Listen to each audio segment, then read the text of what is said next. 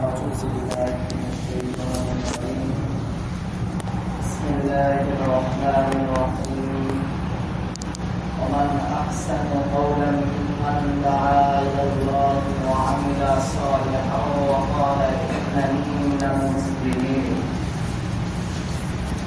وقال رسول الله صلى الله عليه وسلم غدوة في سبيل الله أو روحة خير من الدنيا وما فيها أو كما قال عليه الصلاة والسلام اللهم صل على محمد وعلى آل محمد كما صليت على إبراهيم وعلى آل إبراهيم إنك حميد مجيد اللهم بارك على محمد وعلى آل محمد كما باركت على إبراهيم وعلى آل إبراهيم إنك حميد مجيد প্রথমে আল্লাহ রাব্বুল আলামিনের শুকরিয়া আদায় করতেছি যে আল্লাহ তাআলা আমাদেরকে একটি দিনী মজলিসে দিনী মজমায় আল্লাহর বরকতের কথা শোনা বলার জন্য বসার তৌফিক দান করেছেন। এজন্য আমরা শুকরিয়া আদায় করতেছি আলহামদুলিল্লাহ। আল্লাহ তাআলা কোরআনে কারীমের মধ্যে বলেছেন বান্দা যখন কোন নিয়ামত পেয়ে শুকরিয়া আদায় করে আল্লাহ তাআলা বান্দার নিয়ামতকে বাড়িয়ে দেন, আর যদি বান্দা নিয়ামত পেয়ে শুকরিয়া আদায় না করে আল্লাহ তাআলা বলেন যে তোমরা জেনে রাখো ইন্না আযাবি লাশাদীদ, তোমাকে আমি নিয়ামত দান করছি, শ্রবণ শক্তি দান করছি, চোখ দান করছি, পা দান করছি, হাঁটার শক্তি, চলার শক্তি, জবানের শক্তি, এতগুলি নিয়ামত তোমাকে দান করছি, আর তুমি আমাকে ডাকলে না, আমার কথা শুনলে না, দিন চর্চা করলে না।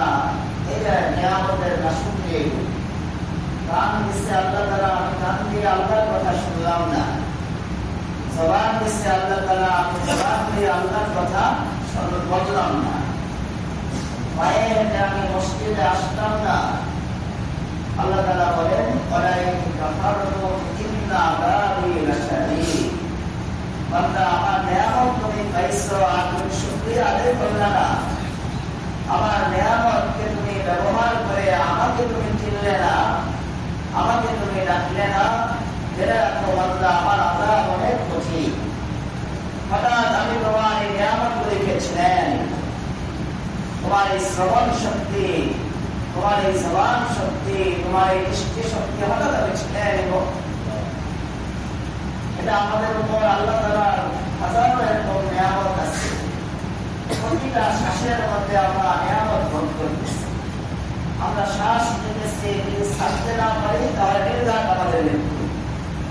শ্বাস ছাড়লাম, যদি নিতে না পারি তাহলেও আমাদের মৃত্যু।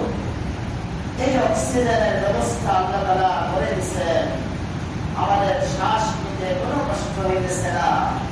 এই অক্সিজেন গ্রহণ করতে কোনো টাকা খরচ হইতেছে না।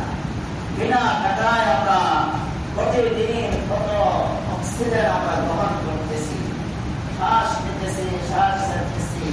এগুলি আল্লাহ তাআলার নিয়ামত।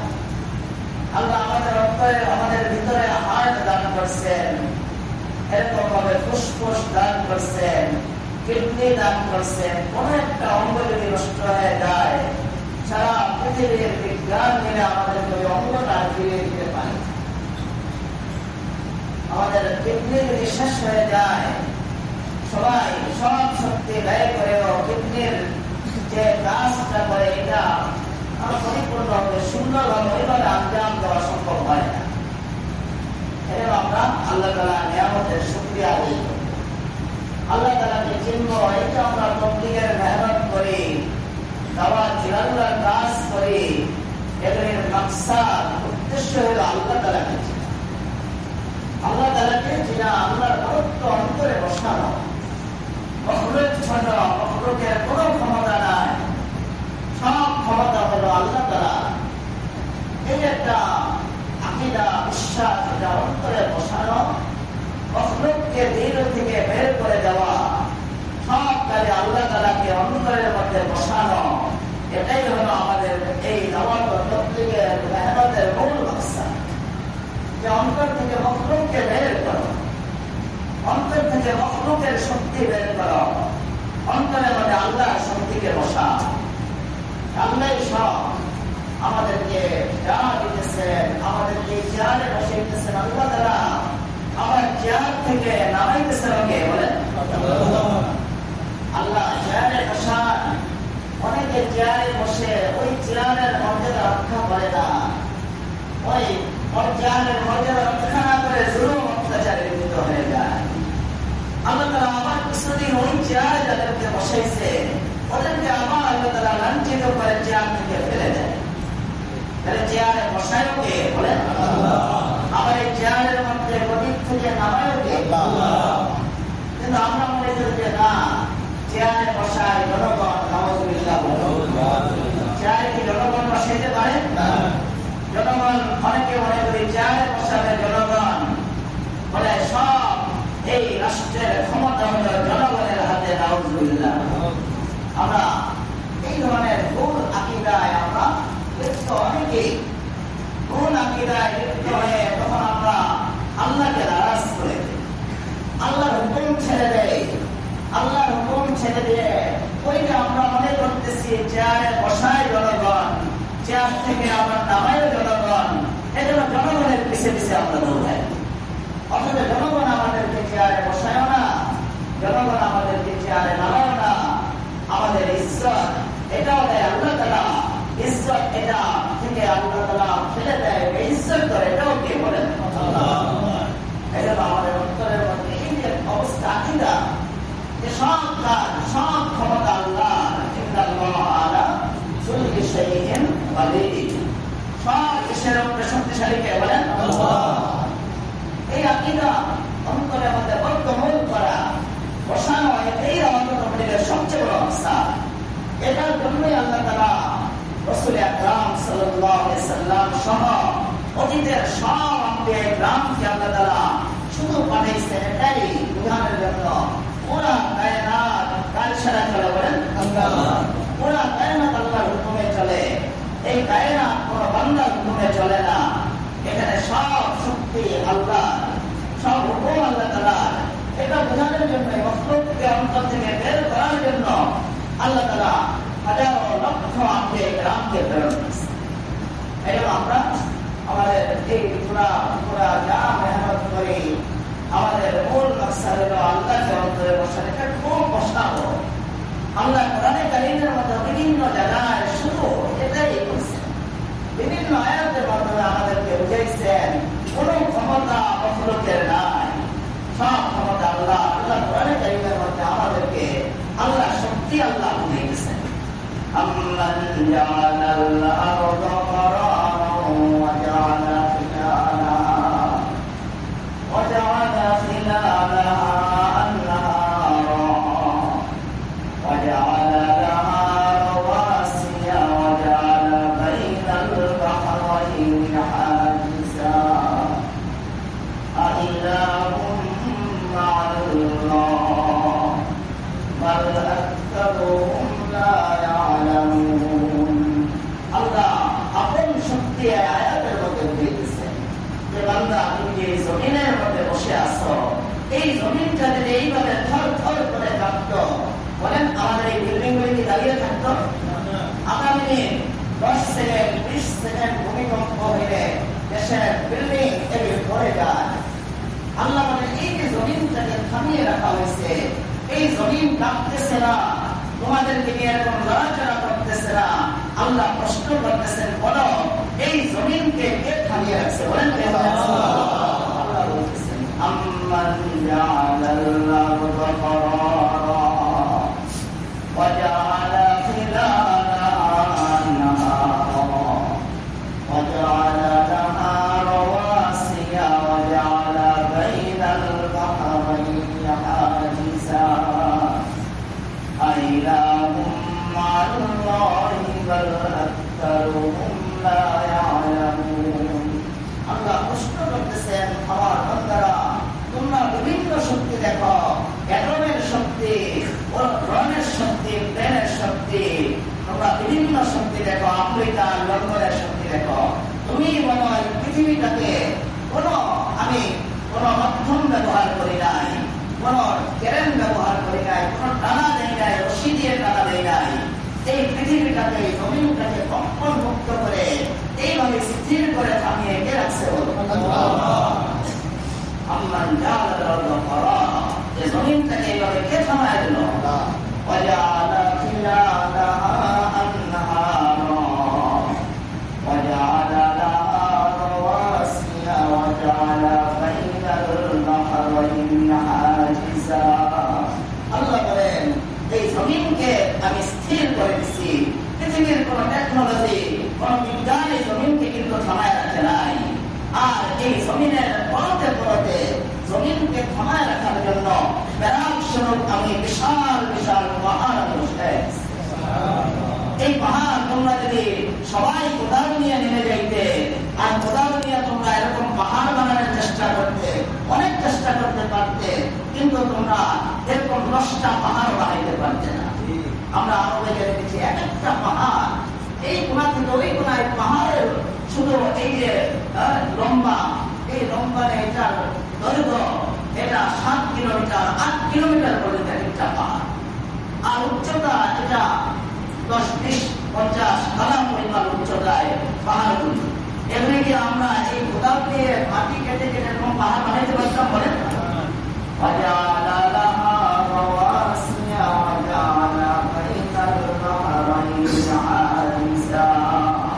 আল্লাহ বলতেছেন জমিনের পরতে পরতে আমি পাহাড় বানাই দিচ্ছি, ব্যারেক স্বরূপ পৃথিবীকে এই ব্যারেক দিয়া, এই পাহাড় দিয়ে আমি থামিয়ে দিচ্ছি।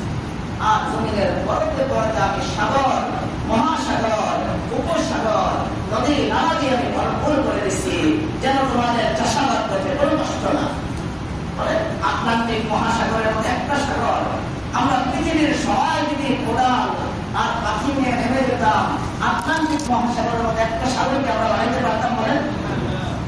আটলান্টিক মহাসাগর বাদ দেন, আমাদের বঙ্গোপসাগর, এই সাগরের মতো পদ্মা নদীর মতো একটা নদী, ছোট নদী, এই পদ্মা নদীর মতো কি একটা নদী আমরা বানাতে পারতাম? বলেন।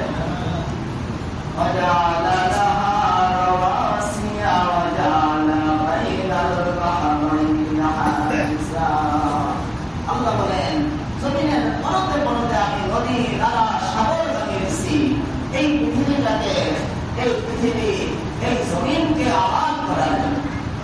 আল্লাহ আমাদের প্রশ্ন করতেছেন, বলো এই নদী, নালা, সাগরগুলিকে কোন বিজ্ঞান কি বানিয়েছে? কোন মানুষ বানিয়েছে? কোন জীবজন্তু এসে বানাইছে? এটা কে বানিয়েছে? বলেন। আল্লাহ আমাদের প্রশ্ন করছে, বলো এগুলি কে বানাই?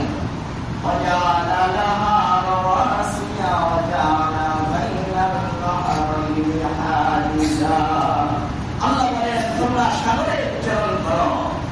আমার কাছে অনেক নাবিকরা আসে, তারা সাগরের মধ্যে তারা বড় বড় লঞ্চ স্টিমার চালায়, এসে মাঝে মধ্যে দেখা করে। আমি জিজ্ঞাসা করি আল্লাহর কুদরত কি দেখছেন? বলেন। দুই সাগরের মিলনস্থল, এক সাগর এখানে শেষ, আরেক সাগর শুরু। ওখানে দেখি যে আল্লাহ বলছে যে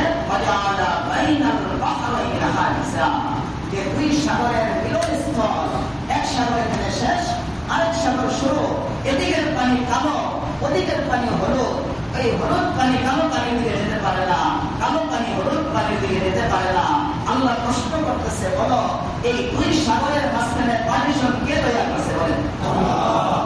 এই সাগরের পানির মধ্যে আল্লাহ তাআলা পার্টিশন তৈরি করে দিচ্ছে। পৃথিবীর কোন বিজ্ঞান খুঁজে পায় নাই পার্টিশন। আল্লাহ বলতেছেন ওয়াজআলা বাইনাল বাহরাইনি হাজিজা, তোমরাই বলো এই দুই সাগরের মিলনস্থলে এই সাগরের পানি এদিকে যেতে পারে না, ওই সাগরের হলুদ পানি কালো পানির দিকে আসতে পারে না। এখানে একটা গোপন একটা পার্টিশন, এটা দেখা যায় না, এটা কে সৃষ্টি করছে? বলো। আল্লাহ। এভাবে আল্লাহর সৃষ্টি, আল্লাহর কুদরত আমাদেরকে আল্লাহ কোরআনে কারীমের মধ্যে বয়ান করেছে। আল্লাহ আমাদের প্রশ্ন করেন, আইনা মা'আল্লাহ বাল আকসারুহুম লা ইয়ালামুন। যে এই যে পৃথিবী, সারা পৃথিবীতে দেখলে তোমরা দেখবে আমার কুদরত, আমার শক্তি। আল্লাহ প্রশ্ন করতেছেন, বলো আমার সাথে কি আর কোন ইলাহ শরীক আছে? আল্লাহ প্রশ্ন করতেছে যে আমার সাথে কি আর কোন ইলাহ শরীক আছে? আর কোন ইলাহ নাই। কারো শক্তি পৃথিবীতে, কারো হুকুমে পৃথিবীতে চলে না। এটা আমাদের কাজ হলো আল্লাহ শক্তির দিকে, আমাদের অন্তরকে আল্লাহ শক্তির দিকে ঢুকানো, মখলুকের শক্তির দিকে ফিরানো। আমরা কেউ মনে করি ইন্ডিয়া অনেক শক্তিশালী, ইন্ডিয়ার পিছিয়ে ঘুরতে থাকি, ইন্ডিয়ার গোলামি করি। এক সময় আল্লাহ তাআলা এদেরকে ইজ্জত করে দেয়। অনেকে আমেরিকার পিছনে ঘুরতে থাকে, আমেরিকা অনেক শক্তিশালী, এরাও এক সময় বিফল হয়ে যায়। আর অনেকে আল্লাহর শক্তির দিকে ঘুরতে থাকে। 22 বছর 20 বছর একটানা আফগানের মধ্যে আল্লাহর মালউন জাতি কাফেররা গুলি বর্ষণ করছে, বোমা বর্ষণ করছে। তারা এই দেশটাকে শেষ করে দিবে, বলেন শেষ করতে পারছে? তারা আল্লাহর শক্তি দিয়ে চেয়েছিল। তাদের পকেটে ছিল মিসওয়াক, হাতে ছিল তাসবিহ, হাতের মধ্যে তাসবিহ, পকেটে মিসওয়াক। এই মিসওয়াক আর এই তাসবিহ নিয়ে তারা মাটি দিয়ে, ঢিলা দিয়ে, এরকম লাঠি নিয়ে তারা ড্রোনের বিরুদ্ধে যুদ্ধ করছে, অ্যাটমের বিরুদ্ধে যুদ্ধ করছে। আল্লাহ তাআলা ড্রোনওয়ালা, অ্যাটমওয়ালাদেরকে আল্লাহ ইস্তারাবত করে দিয়ে ওই তাসবিহওয়ালাদেরকে আল্লাহ তাআলা বিজয় দান করেছে। তারা বলেন শক্তিকার আল্লাহ। এরকম আমাদের নজর করতে হবে আল্লাহর শক্তি দিকে। তৌফিকের মাকসাদই হলো মখলুক থেকে অন্তর সরায়া পুরা অন্তর বসানো আল্লাহর শক্তি দিকে। আল্লাহ কোরআনের মধ্যে বলেন ফালয়ানজুরিল ইনসানু ইলা তাআমিহি আন্না সাবাবনাল মা'a সাব্বা সুম্মা শাকাকনাল আরদা শাক্কা ফাআমবাতনা ফিহা হাব্বান ওয়া ইনাবান ওয়া qadba। আল্লাহ বলেন বান্দা তুমি আমার শক্তি দেখো না, তোমার খাদ্যের মধ্যেই তুমি আমার শক্তি নাশ করো।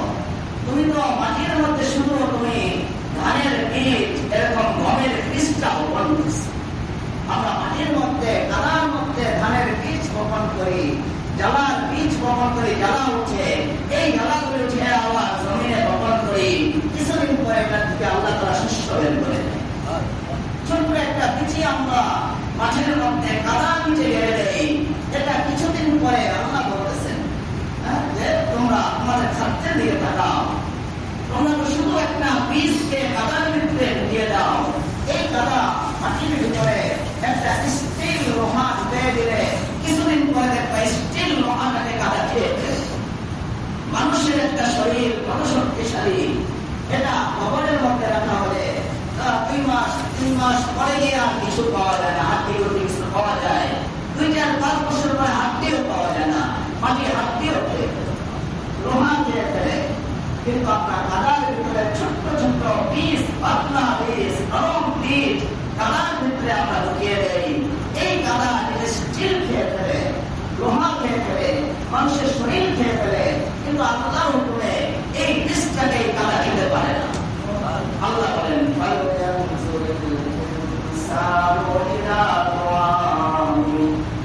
আন্না সাবাবনাল মা'a সাব্বা সুম্মা শাকাকনাল আরদা শাক্কা।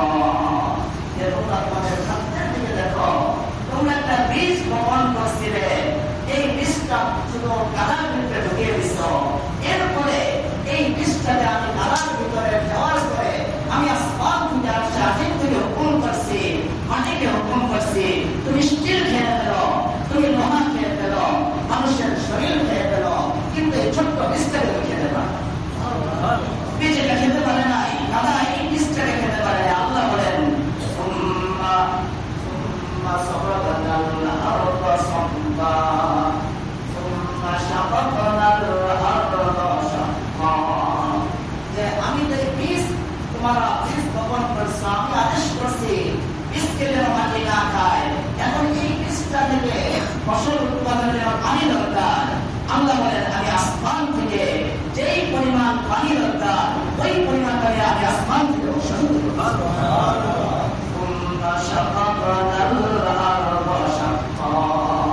এই বীজটা থেকে এই অঙ্কুরটা বের হয়, পাতা বের হয়, একেবারে পাতলা, একেবারে নরম।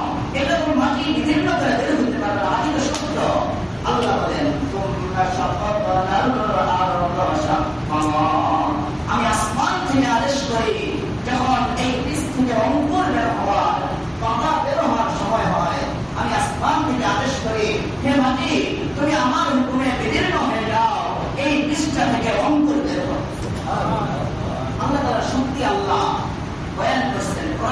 বিভিন্ন জায়গায়।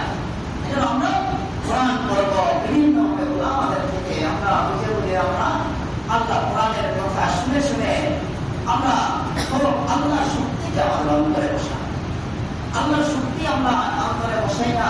আমাদের সামনে এখন মখলুকের শক্তি, মখলুকের পিছিয়ে আমরা দৌড়াই। কেউ অসুস্থ হলে আমরা মসজিদে আসি না, অসুস্থ হলে দৌড়াই কোথায়?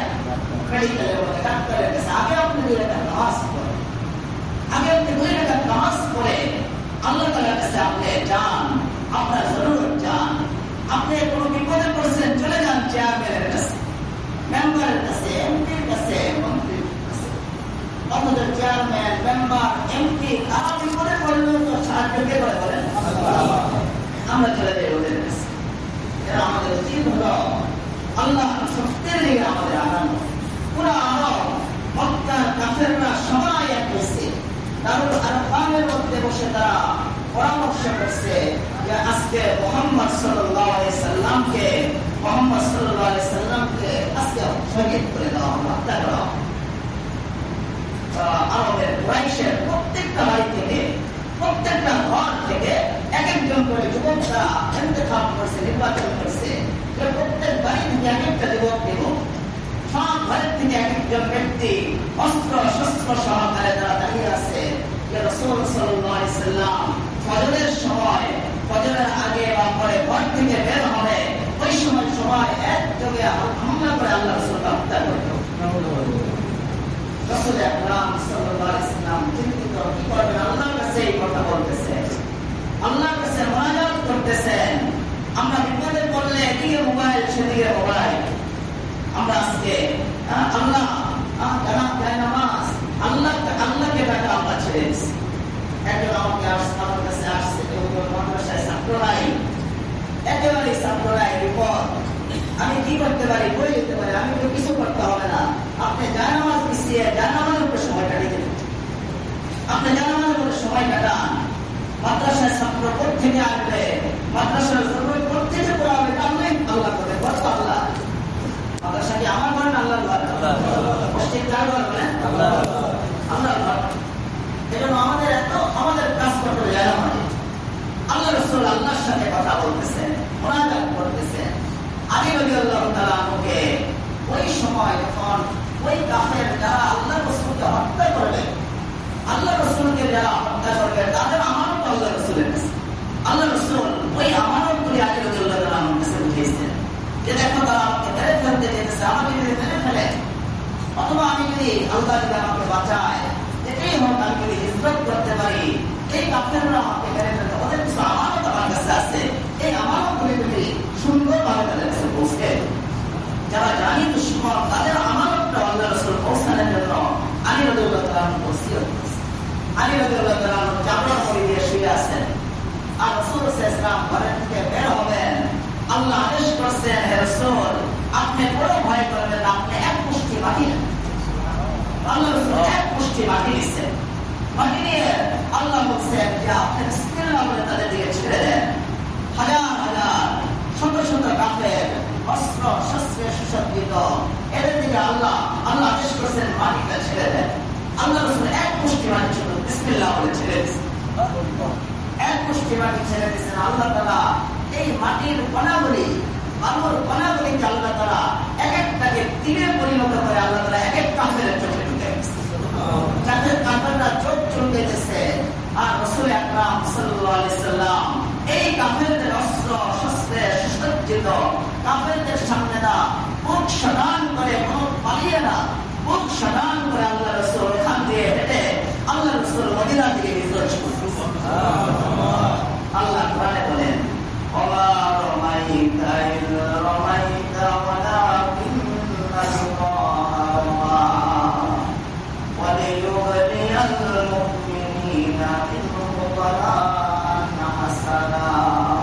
আল্লাহ বলতেছেন, হে রাসূল আপনি মনে করতেছেন এই বালুর যে কণাগুলি, এই বালুর কণাগুলি আপনি ছাড়ছেন, ইয়া রাসূলুল্লাহ এই বালুর কণাগুলি আসলে আপনি দেখতেছেন, আপনি এরকম ঢিলা দিচ্ছেন, ইয়া রাসূলুল্লাহ আসলে আপনি ঢিলা দেন নাই। আল্লাহ বলতেছেন, ওয়া রামাইতা ইয রামাইতা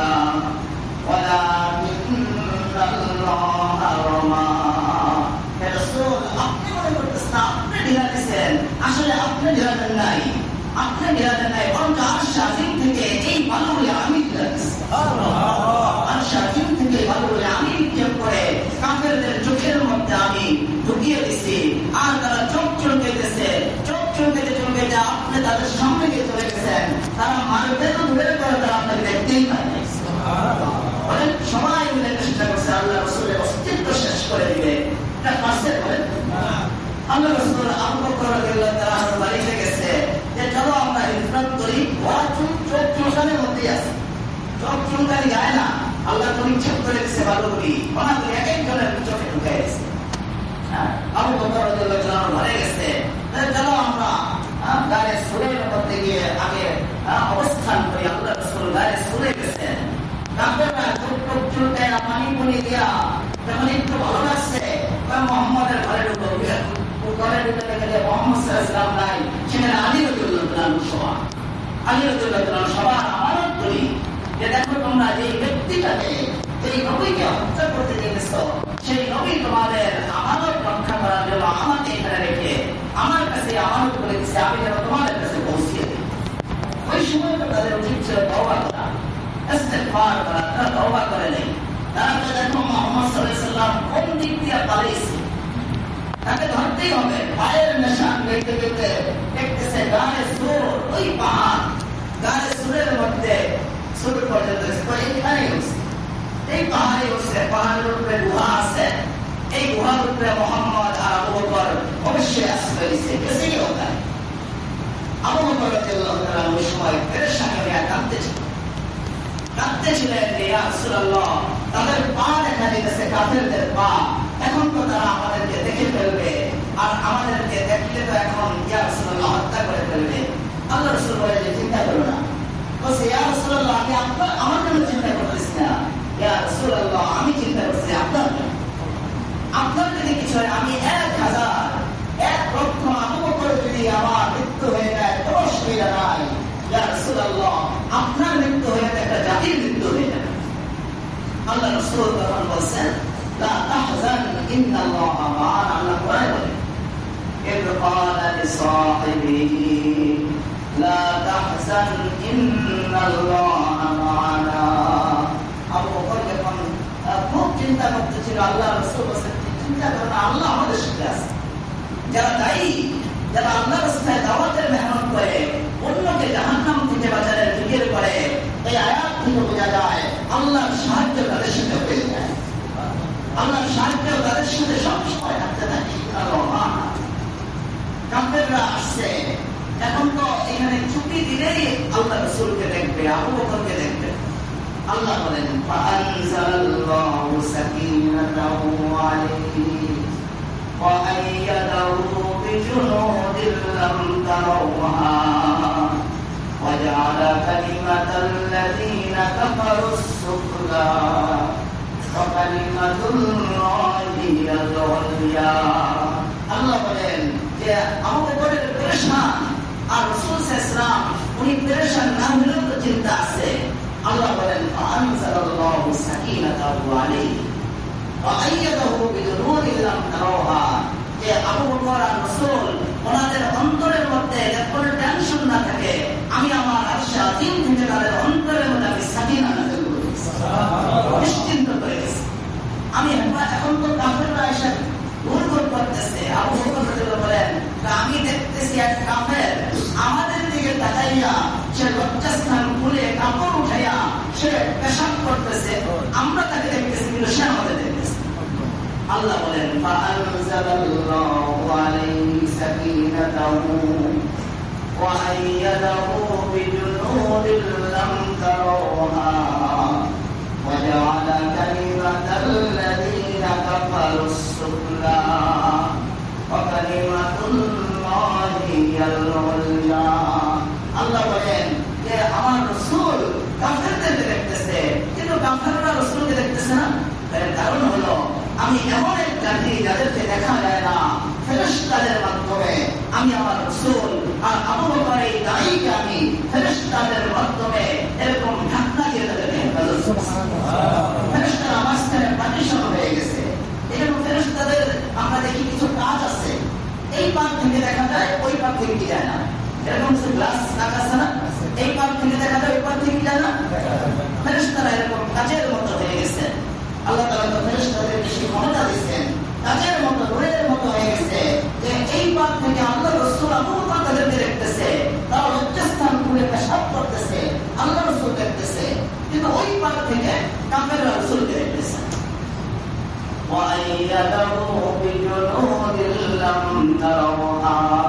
আল্লাহ বলেন যে আমার এই দুই দায়ী আল্লাহ রাসূল আর দায়ী রাসূলের সহযোগী আবু বকর, এই দুইজনকে আল্লাহ বলতেছেন আমি হেফাজত করছি এমন বাহিনী দিয়ে যাদেরকে এই জন্মচোখ দিয়ে দেখা যায়। এগুলো আল্লাহর নসর, এগুলো আল্লাহর পক্ষ থেকে সাহায্য। এই দাওয়াতের কাজ করবে তার উপরে আল্লাহ তাআলার পক্ষ থেকে এরকম নসরত সাহায্য আসতে থাকবে। এজন্য আমরা আমাদের দিল থেকে মখলুককে বের করবো, মখলুককে বের করবো, মখলুককে বের করে আমরা দাওয়াত আল্লাহর কাজ যে যে অঙ্গলে কি ওলামায়ে কেরাম আছেন, ওলামায়ে কেরামরা যে হাদিস পড়ায়, ফিকহ পড়ায়, উর্দু কায়দা পড়ায়, এগুলো দাওয়াত। মুয়াজ্জিন যে আযান দেয় এটাও দাওয়াত। মুয়াজ্জিন যে আযান দিতেছে আল্লাহু আকবার বলে পাঁচ ওয়াক্ত বলেন, কি দুনিয়ার দিকে দাওয়াত দিতেছে না আল্লাহর দিকে দাওয়াত দিতেছে? আমরা 3 দিনের জন্য বের হই, এক চিল্লার জন্য বের হই, এটা অনেক বড় দাওয়াত, অনেক বড় কোরবানি। এটা আমাদের ছাত্ররা আপনাদের সাথে দেখা করছে, পুরা 6 মাস 4 মাস পর্যন্ত তারা বাড়িতে যায়, পরীক্ষা দিচ্ছে, রাত দিন পড়ালেখা করছে, পরীক্ষা রাত্রে 12টা 1টা পর্যন্ত পড়ছে, পরীক্ষা দিচ্ছে, পরীক্ষার দিন শেষ দিন আবার তারা 3 দিনের জন্য ব্যক্তি নিয়ে আল্লাহর রাস্তায় বের হয়ে গেছে। কত বড় মজা আলাদা হয়েছে। আজকে মনে আপনার বরকত আমরা প্রত্যেকটা এলাকায় পেয়েছি। আমি কয়েকটা এলাকায় গিয়েছি, কালকেও এক জায়গায় আমাদের ছাত্ররা যুবকদের জোর করছে, যুবকদেরকে ওই এলাকার যুবকদেরকে জমা করছে। আমি 1.5 ঘন্টা, আমার খুব টেনশন চিন্তা ছিল দিন কালকে, আমার বাচ্চা অসুস্থ, তাই করে আমি মেডিকেলটা এনে বাসায় আর যেতে পারে ইটা খোলা পর্যন্ত তাদেরকে যে ছাত্রদের মাধ্যমে পাঠায় দিয়েছি, আমি চলে গেছি বয়ানে। ওখানে যেরকম মসজিদে জোর করছে, আমি খুব আশ্চর্য লাগছে। সেখানে সবচেয়ে বিরোধী যারা তবলিগের হারাম বলে বেদাতি, এই লোকটা আমাকে তার বাড়িতে কাউকে দেওয়া দিচ্ছে। তাহলে 5-10,000 টাকা খরচ করছে খানার মধ্যে, এত খানার আইটেম করছে, পুরা বয়ান বসেছিল। এরা আমি খুব ইতস্ততা বোধ করছি, ওনার বাসায় কেমনে খাই, উনি তবলিগ বিরোধী, আমি আসছি তবলিগের ব্যস্ততায়, এখন তার দিল পুরা ফিরে গেছে। সে উপর দিয়ে আপনি তাদের সাথে আসে, কিন্তু তার ভিতর তার অন্তর সে চিরতরে তওবা করে আমাদের সাথে চলে আসে। আমরা দাওয়াত ইলাল্লাহর কাজ করি, দাওয়াত ইলাল্লাহর কাজ করলে আমরা এক একটা কথা যে আমরা আল্লাহর জন্য বলবো, আল্লাহ কত খুশি হন, আল্লাহ খুশি হয়ে নিজে আল্লাহ তাআলা আমাদের সালাম করতেছেন যারা দাওয়াতের কাজ করে। আল্লাহ বলেন ومن أحسن قولا ممن دعا إلى الله وعمل صالحا وقال إنني من المسلمين। আল্লাহ বলেন ওই ব্যক্তির কথার যে উত্তম আর তার কথা হইতে পারে যে আমার দিকে অর্থাৎ আল্লাহর দিকে যে ডাকে, আল্লাহ বলতেছেন তার কথার যে উত্তম আর তার কথা হইতে পারে। যে ব্যক্তি আল্লাহর দিকে মানুষকে ডাকে, নামাজের দিকে ডাকে, এরকম ভাবে আল্লাহর ইবাদতের দিকে মানুষকে ডাকে, আল্লাহর রাস্তায় বের হওয়ার জন্য ডাকে, আল্লাহ বলতেছেন তার কথার যে উত্তম আর তার কথা। এই জন্য আমরা দাওয়াত ইলাল্লাহর কাজ করবো, তবলিগে যাইব, মারকাজে যাইব। এই যে মারকাজের বয়ান করি, আমি দেখি, আমি মাঝে মাঝে রশিদে গেলে চুপ করে আমি পিছনে বসে থাকি। মারকাজের মুরব্বীরা বয়ান করে, পরে ওনারা বলে আপনি আসছেন, আপনি বলেন নাই কেন? আমি তো এখানে আসছি কোনো বয়ান করার জন্য, আমি তো আসছি বয়ান শোনার জন্য। মারকাজে গিয়ে চুপচাপ পিছনে বসে থাকি। একজন ডাক্তার সাহেব একদিন বয়ান করছে, আমার এমন ভালো লাগছে, আমি পরে আমার বিশ্বাস দেওয়ার মধ্যে আমার সাথে দেখা করছে। আমি শুনছি, আমি বয়ান করছি, আপনি বলে বসেছিলেন, আমি কিন্তু খুব ব্যক্তিত হয়েছি। আমি তো আপনার ব্যক্তিত হয়েছেন আর আমি আনন্দিত হয়েছি। আমি আপনার বয়ান শুনে আনন্দিত হয়েছি, আমার ইমাম তাদের হয়েছে। আপনি এত সুন্দর কথা বলছেন, ডাক্তার হয়ে দাওয়াত ইলাল্লাহর কাজ করে একজন ডাক্তার তার মুখ দিয়ে কত দামি কথা বেরিয়েছে। কত বড় বড় দামি দামি কথা বেরিয়েছে। বড় বড় ইঞ্জিনিয়ার ডাক্তারদের ছেলে মেয়ে এখন কওমি মাদ্রাসায় পড়ে মুহাদ্দিস মুফতি সাহেব হয়েছে এই দাওয়াতে তাবলীগ হয়েছে। শতকরা ৯৯ জন ছাত্র আমাদের কওমি মাদ্রাসা হইতে দাওয়াত তাবলীগের যে সাথী আছে এই সাথী ভাইদের ছেলেরা শতকরা ৯৯ জন আমাদের কওমি মাদ্রাসা। এটা আমরা দাওয়াত আল্লাহর মেহনত করি, দাওয়াত আল্লাহর মেহনত যদি আমরা করি ইনশাআল্লাহ আমাদের প্রত্যেকটা কথা আল্লাহর কাছে দামি হয়ে যায়। সাথে সাথে আমরা আমলটা সুন্দর করি। তাবলীগ করলাম কিন্তু সুদ সাল্লাম না, তাবলীগ করলাম কিন্তু গীবত সাল্লাম না, তাবলীগ করলাম কিন্তু চোখের গুনাহ সাল্লাম না, টাচ মোবাইলে শুয়ে বয়ে সারাদিন গুনাহ করি, তাহলে আপনার এই তাবলীগটা আপনার তেমন ফলপ্রসূ হলো না। আল্লাহ বলতেছে যে ওই দাওয়াত যে আল্লাহর দিকে যারা ডাকে এই দায়ীরা তাদের কথা আমার কাছে উত্তম, কিন্তু শর্ত হলো আমিলা সালিহা। ওই দায়ীরা আমলে সালেহ করত, নেক আমল করত। দায়ীরা যখন আল্লাহর কাছে যারা দাওয়াতের কাজ করে তারা যখন নেক আমল করে তাদের জবানের কথা অনেক ভার ওজন নেই, তাদের জবান থেকে যেটা বের হয় এটা আল্লাহ কবুল করে নেয়। হযরত মাওলানা ইলিয়াস শাহ রাহমাতুল্লাহ আলাইহি উনি অনেক বড় দায়ী ছিলেন না আমাদের দাওয়াত তাবলীগের। এটা এই কাজটাকে আল্লাহ রাসূলের এই কাজটাকে দ্বিতীয়বার আবার উনি সারা পৃথিবীতে এটাকে সাহায্যের বড় ফিকির উনি করছে। আল্লাহ ওনার দ্বারা দাওয়াত আল্লাহর কাজকে পুনর্জাগরণ করছে। উনি নিজামউদ্দিন মার্কাজের মধ্যে বসা ছিল, নিজামউদ্দিন মার্কাজের মধ্যে উনি বসা ছিলেন, উপরে বসা বারান্দার মতো একটা জায়গার মধ্যে বসা। উনি একজন বড় দায়ী, দায়ীর জবানের দাম আল্লাহ রাখে। একটা জায়গার মধ্যে বসে আছে, আসরের পরে দেখতেছেন উনি একজন বাপ আর চাচা উনি পরে যাচ্ছেন, একটা মেয়েকে ধরে নিয়ে হাতে একটা ছুরি জঙ্গলের দিকে নিয়ে নিয়েছে। হযরত ইলিয়াস শাহ রাহমাতুল্লাহ আলাইহি উনি খেয়াল করেন নাই, হঠাৎ উনি খেয়াল করে দেখেন যেই মেয়েটাকে ওই যে দুইজন লোক যারা ধরে নিয়ে যেতেছে ছুরি নিয়ে, এই মেয়েটা মাথা থেকে পা পর্যন্ত কোনো কাপড় নাই, একেবারে উলঙ্গ। তখন উনি ওই মেয়েরা যখন নিয়ে যাইতেছে উনি এই দৃশ্য দেখে উলঙ্গ মেয়ে দেখা হযরত ইলিয়াস শাহ রাহমাতুল্লাহ আলাইহি একবার শুধু করছে লা হাওলা ওয়ালা কুওয়াতা ইল্লা বিল্লাহ। এই আওয়াজটা যে করছে, এই যে দোয়াটা করলো, এই মেয়েটা যে পাগল হওয়ার কারণে কাপড় ছেড়ে দিছে, বাপ আর চাচা লজ্জার কারণে যে মেয়েকে আজকে জঙ্গলে নিয়ে জবে করে মেরে খবর দিয়ে এসে পড়ে কারণ উলঙ্গ হয়ে গেছে এই মেয়ে। এই মেয়েটা কাছে বাঁচিয়ে রেখে লাভ নেই, এই জন্য বাপ আর চাচা ছুরি নিয়ে দিতেছে। চিকিৎসা ওই সময়ের যত চিকিৎসা ডাক্তার কবিরাজ সব শেষ করছে, মেয়ে সুস্থ হয় না। হযরত ইলিয়াস শাহ রাহমাতুল্লাহ আলাইহির সামনে দিয়ে যখন যাইতেছিল ওনার নজর পড়ছে, উনি তো খেয়াল করে নাই, হঠাৎ উলঙ্গ মেয়ে দেখা উনি চোখ বন্ধ করে পড়ছে লা হাওলা ওয়ালা কুওয়াতা ইল্লা বিল্লাহ। আমরা ১ কোটি বার পড়ি লাভ হয় না, লাভ তো হয় আমাদের সব হয়, কিন্তু উনি একবার শুধু পড়ছে। ওই উলঙ্গ মেয়েটার কানের মধ্যে আওয়াজটা গেছে, ওই উলঙ্গ মেয়েটা যে অনেক দিন যাবৎ পাগল কাপড় খুলে দিচ্ছে, ওই মেয়েটার কানে আওয়াজটা পৌঁছার সাথে সাথে মেয়েটা সুস্থ হইয়া বাপকে বলতেছে আব্বা আমি উলঙ্গ কিসের জন্য, আমাকে কাপড় দাও। লা হাওলা ওয়ালা কুওয়াতা ইল্লা বিল্লাহ। শুধু এই জিকিরটা ইলিয়াস শাহ রাহমাতুল্লাহ আলাইহির জবান থেকে বের হয়েছে। একটা ভক্ত পাগল যার চিকিৎসার ব্যাপারে ওরা ব্যর্থ হয়ে গেছে, ওনার কানে পৌঁছার সাথে সাথে ওই পাগল মেয়েটা সুস্থ হয়ে গেলেন। দায়ীদের জবানের দাম আল্লাহ তাআলা। দায়ীরা যখন আমল ভালো করে, ও আমিলা সালিহা, আমল ভালো করে, আর ক্বালা ইন্নানি মিনাল মুসলিমিন, কোনো অহংকার করে না। আমাদের তাবলীগের দেখা যায় তাবলীগে গেলে ওই সামানাটা এখানে কাজ করায়, তরকারি কাটায়, তারপরে পাতিল বানায়, এই যে কিছু কাজ করে কিসের জন্য, যেন আমাদের দিল থেকে অহংকার করে। আল্লাহ বলতেছেন দায়ীদের একটা গুণ হইতে হবে ইন্নানি মিনাল মুসলিমিন।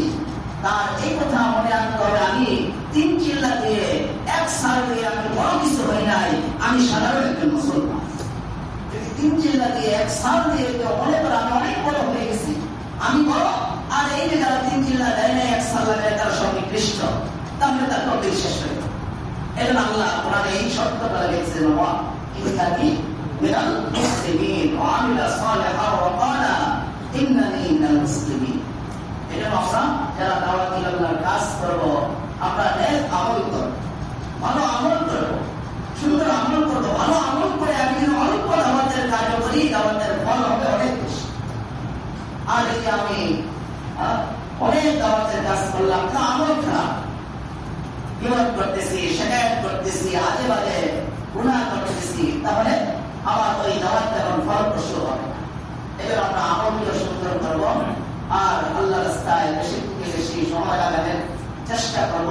আমাদের এটা কোনো জোর না, এমনি আমি আসছি, ছাত্ররা আসছে আমাদের সাথে দেখা, আর হুজুরে বলছেন আসার জন্য, এই জন্য বলছি। আমাদের মানে শিবপুরের জন্য রবিবার না, রবিবারে আমাদের জন্য যারা এক চিল্লার সাথী, তবলিগের সাথে, তিন চিল্লার সাথী, সালের সাথী, আমরা সবাই ওখানে উপস্থিত থাকি। ওই জোটটা যেন সফল হয়। যারা অনেকদিন ধরে মার্কেটে যায় না, ওনাদেরকে আপনারা কানে পৌঁছাবেন, দাওয়াত দিয়ে যারা এক চিল্লা দিচ্ছে বা ওনাদের সত্য প্রকৃত সত্য অনুযায়ী যারা যেতে পারবে, তাদেরকে আমরা পৌঁছানোর চেষ্টা। এটা একটা বড় দাওয়াত হবে, জোটটা যেন সফল হয়। মার্কেটের মধ্যে আমরা যারা চিল্লা দিয়ে 3 দিনও জীবনে লাগে, আমরাও শব্দ জানিতে যাওয়ার চেষ্টা। এই আপনি আল্লাহর কথা শুনবেন, আল্লাহর বরত্বের কথা শুনবেন। আজকে একটা ছেলে নিয়ে আসছে, আমি আরেকটু আগে আসতাম, আমার আসর নামাজ পড়ার কথা ছিল, কিন্তু হুজুরের সাথে ওয়াদা ঠিক রাখতে পারি। একটা ছেলে নিয়ে আসছে, অনেক শিবপুরের নেতৃত্ব দেয়, তারা বড় মাপের নেতৃত্ব দেয়, নিয়ে আসছে যে হুজুর নাকি অসুস্থ, এমন অসুস্থ সে আত্মহত্যা করতে চায়, আত্মহত্যা করতেছে। আমি এখন তাদের বেলায় আসি কেন, সময়ও কমে গেছে। পরে আমি আবার সম্মানী মানুষ বসাইলাম, ছেলে দেখি খালি কি পাগলামি করতেছে, অজরে কাঁদতেছে। আমি তাকে কিছু কথা বললাম, দাওয়াত দিলাম, কোরআনের কিছু আয়াত পড়লাম, পরে এমনি দম করছি। আমি তো আর কবিরাজ না, একটু দম করলাম, কি করলাম, ছেলে দেখি প্রথমে কাঁদছে, পরে আস্তে আস্তে সে স্বাভাবিক হয়ে। এমন ছেলে বললাম, যাও আপনি যদি অনুমতি দেন আমি আপনার কাছে বসে দেব। আর দিনের প্রশান্তি পেয়েছেন, আনন্দ পেয়েছে। আমি বললাম, আমি তো চলে যাবো, তুমি কালকে আসো।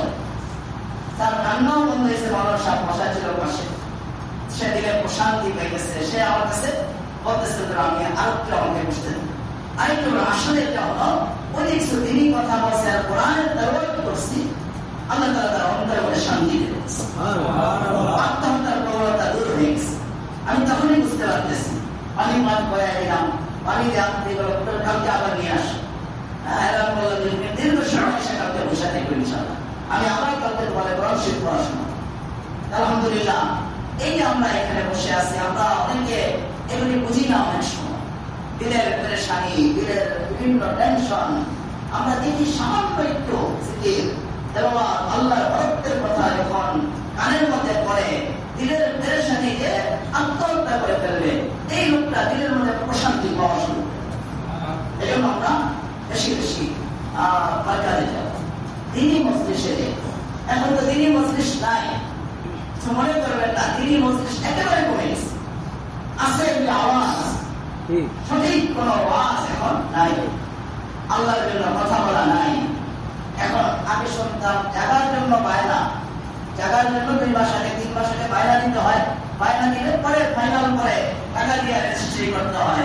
এখন শুধু ওয়াজেরও বায়না দিতে হয়, 2 মাস আগে বায়না, 3 মাস আগে বায়না। আমি আশ্চর্য হয়ে গেলাম। 3 মাস আগে আমার মাদ্রাসার পাশেই আমি একদিন গেছি, যাওয়ার পরে আমাদের কারিশারও ছিল আমার সাথে গেছি। তারা একটু অল্প কয়েকদিন আগে মাত্র জানছে আমি যাবো ওখানে। একদিন একটু মসজিদে মসজিদে এলান করছে, অনেক লোক হয়ে গেছে, এখানে যা লোক আসছে তারপরে ডবল লোক হয়ে গেছে। তারা আমার কাছে আসলো যে দাওয়াত দিচ্ছে, এখন বায়না তো 2 মাস আগে বলছে, 2 মাস আগে বায়না না পাঠাইলে এই ওয়াজই ক্যান্সেল করে।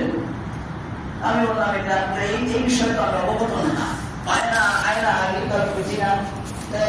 বললাম যে আমি যে গেছিলাম ওদিন অনেকগুলি লোক হয়ে গেছে, এর চেয়ে ডবল লোক হলে অনেক লোক না। আমি বললাম, ওই বায়নাওয়ালা মমতা আসলে কতটা প্রভাব অর্ধেক হবে, অর্ধেকের জন্য 20,000 টাকা আমার বায়না দিতে হইব, তাহলে আমি আরেকদিন যাই, আমি বিনা বায়না বিনা কাটা আগামী দিন ব্যবস্থা নিয়ে আসবেন ইনশাআল্লাহ। কত তারিখে ক্যান্সেল করে দেয়, তাড়াতাড়ি ক্যান্সেল করে দেয়।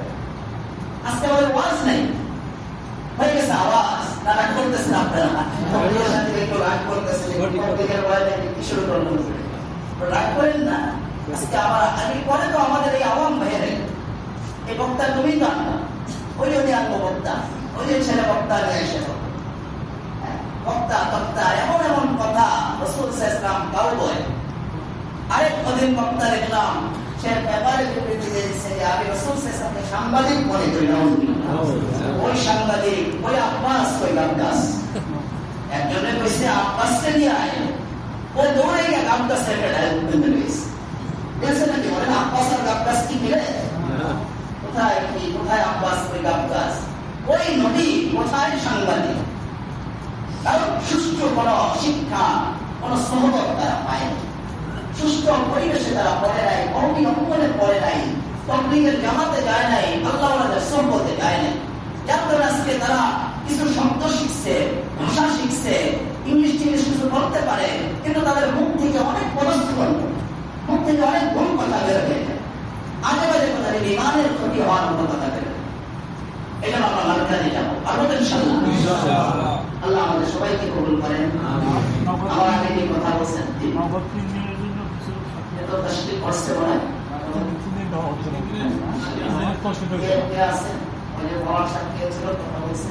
আমার আগে কথা বলতে হয়ে গেছে। আচ্ছা, 3 দিনের জন্য বলছে যদি কেউ নগদ যান ইনশাআল্লাহ দাঁড়াইতে পারেন। 3 দিনের আজকে তো বৃহস্পতিবার, কালকে আপনারা যেতে পারবেন ইনশাআল্লাহ। ওই আপনার দাঁড়াই গেছেন 3 দিন।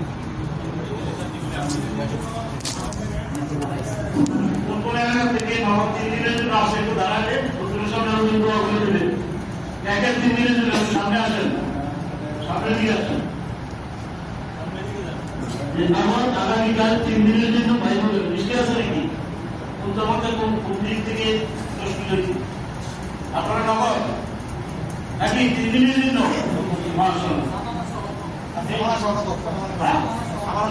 বৃষ্টি কোথায়? বৃষ্টি হয়েছে তো, বৃষ্টি হয়েছে আজকে সুন্দরপুর থেকে আসছে খবর 3 দিনের জন্য। এখান থেকে 3 দিনের জন্য তাদের নগদ সামনে দিকে একটু আসেন, সামনে দিকে আসেন। মজদুল্লাহ আপনি এলাকার নাম করে